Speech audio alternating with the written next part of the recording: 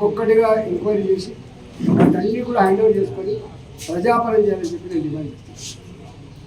లేకపోతే ఇవాళ ఏమనరు, కేసీఆర్ కూడా కరెక్ట్గా చేస్తూ ఉంటే దబాయించి అదరగొట్టి మీడియాలో మేనేజ్మెంట్ చేసి ఓహో చాలా బాగుందని చెప్పి చేస్తే ఇలా ఏమైందో చూసినాం. ప్రజలు గమనించమని చెప్పుకుంటున్నా, ప్రజలు సందర్భం వచ్చినప్పుడు తప్పకుండా రియాక్ట్ కావాలని చెప్పి కూడా కోరుతా ఉన్నా. రేపు 2వ విడత 3వ విడత కూడా ఎన్నికలు జరగబోతుంది కాబట్టి నేను మళ్ళీ విజ్ఞప్తి చేస్తున్నా, డబ్బులు కాదు ముఖ్యం, దావతులు కాదు ముఖ్యం. క్యారెక్టర్ నుండి కంప్యూటర్ నుండి మీతో ఉండి పనిచేసేటువంటి నమ్మకం ఉన్న వాళ్ళు గెలిపించాలని చెప్పి నేను విధంగా విజ్ఞప్తి చేస్తున్నాను.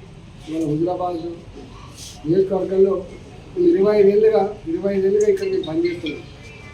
సర్పంచ్ ఎన్నికలైనా, ఎంపీటీసీ ఎన్నికలైనా, మున్సిపాలిటీ ఎన్నికలైనా, డిప్యూటీసీ ఎన్నికలైనా అన్ని ఎన్నికల్లో మేము పార్టిసిపేట్ చేసినాం. అంటే ప్రత్యక్షంగా పరోక్షంగా పార్టిసిపేట్ చేసాం, గెలుచుకున్నాము.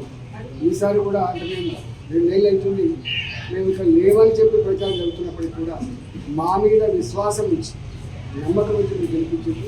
తప్పకుండా ఈ గ్రామాల అభివృద్ధిలో